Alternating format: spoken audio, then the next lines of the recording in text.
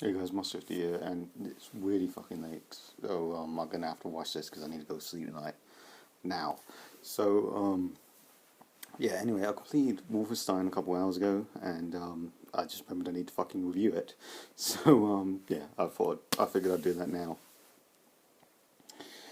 And anywho, so let's get into it. So first of all, I never played any Wolfenstein game before. No, that's a lie. I played the last Wolfenstein remake. Well, I don't know if it's a remake or not. Is I think it was. I think it was meant to be a reboot, but then it failed really badly. I don't know. It's just called Wolfenstein. That's all I really know about it.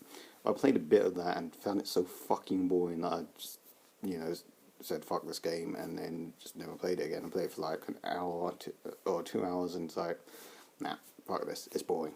I'm wasting my time. So that's the only real previous experience I had with Wolfenstein prior to playing this game. So my expectations weren't too high for this. I didn't even watch many of the trailers. I didn't really track it much. It was a new game coming out. It was running in 1080p, 60 frames per second. I was like, fuck it, might as well give it a go. And I ordered it, and I was like, if the reviews are bad, I'll cancel my order. If they're not so bad, then I'll keep it. But before I knew it, it arrived at my doorstep, so I had no choice but to play it. And was that a good choice or a bad choice? Well, let's get into it. First of all, the storyline. No, not storyline, the gameplay, sorry about that. Now, the gameplay for this game reminds me of two games more than anything else. It reminds me of a mix between Resistance 3 and fucking Singularity. It reminds me of those two games, mainly because the gunplay is just like Resistance 3, just mindless, well, mostly mindless fun that is just, putting fun gameplay and good controls above anything else, which is by far not a bad thing. That is a great thing. Okay, and it reminds me partially of Singularity because of how meticulous you have to be with the environments, how observant you have to be when looking for items within the environment, as shit is littered throughout, and you have to pick up fucking everything. Nothing is picked up for you. You have to pick up fucking everything. A bullet, you have to pick it up. Health, you have to pick it up. Armor, you have to pick it up. No matter what it is, you have to pick it up. You have to press a button to make sure you pick it up. Nothing's picked up for you. And that can be great, and it can be annoying at times. And also, I must say, the whole idea of the game is it's both like trying to be old school and adding new school elements to it.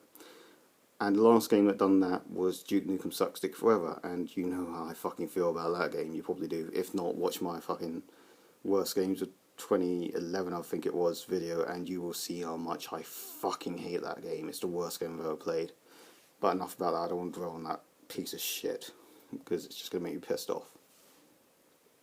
Anyways, so yeah, that was the last game that done that, and it fucked it up. So yeah, this time though, the gameplay was really good, a lot of fun. It had its moments where it was a bit, like picking up everything got a bit frustrating at times. Sometimes the gunplay was a bit, it wasn't overly responsive at times. Like sometimes I'd be pressing the fire button, I'd have full bullets, and the guy would just stop shooting. And that was very rare, extremely rare, but it did happen a couple of times during hectic gunfights. And also, I feel the position they put you in right at the end of the game with the final boss battle, I'm not going to spoil it, but yeah, the final situation they put you in is retarded, because there's difficulty spikes, and then there's games where they're perfectly fine throughout, and then they just add one single difficulty spike right at the end. This did it, Bioshock Infinite did it, and a few other games have done it, and I don't think that's acceptable. I think that is just retardedly stupid. But that's just my personal taste, and that annoyed me. It may not annoy some people, but to me that is a bad thing. So that's the only real negative for it. So overall, good gameplay, probably an 8 out of 10. I thought it was a lot of fun, but it had a few issues. The story surprised the shit out of me. So the storyline for this game was pretty damn awesome, especially by game standards. I need to stop saying that because so many games nowadays have great stories. I mean, look how many games I've reviewed and said the story is great by game standards.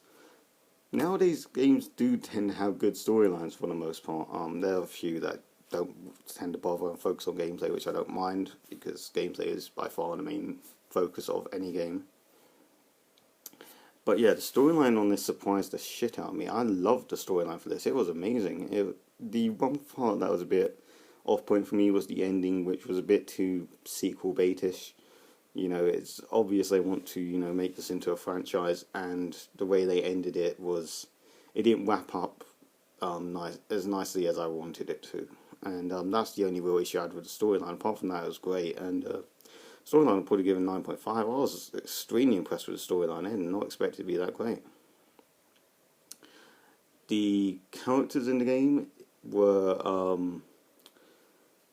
some of them were really, really good, and then some of them were pretty damn generic, and then some of them were cartoonishly stupid.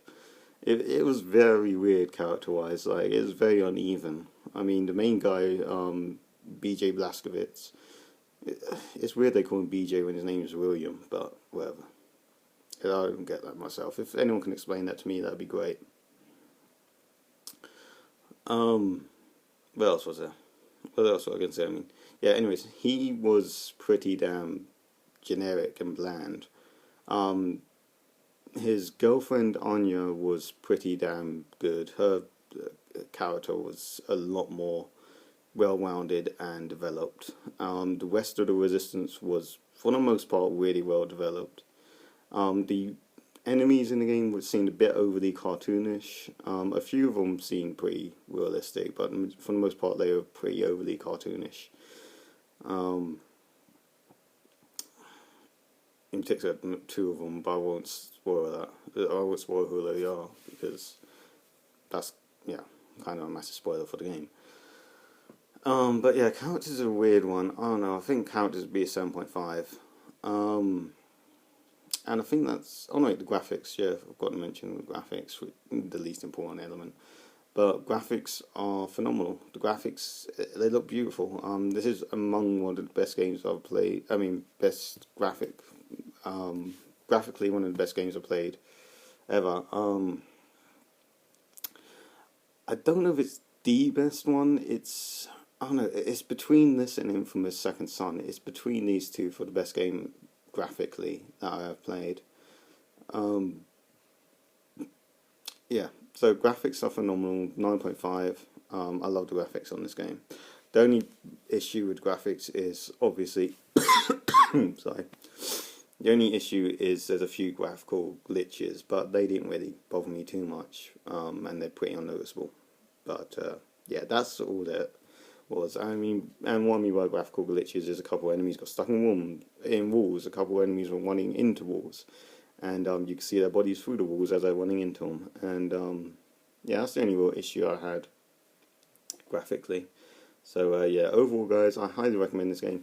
The only issue is, it's longer than your average shooter, but it's still not very long, and there's no multiplayer. So I mean, I don't know if it warrants the 50 quid price tag, but if you are considering buying it, I would say go for it. But just know it's got no multiplayer, and it's not overly long.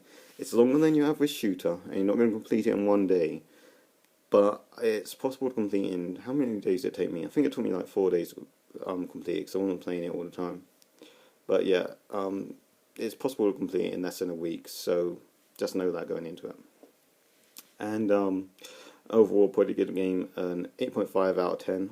And yeah, that's my review for Wolfenstein. Hope you guys enjoyed it. The next video game review should be Watch Dogs, but I don't want to promise that. Next review should be A Million Ways to Die in the West. And yeah, so that's Master 50 signing out.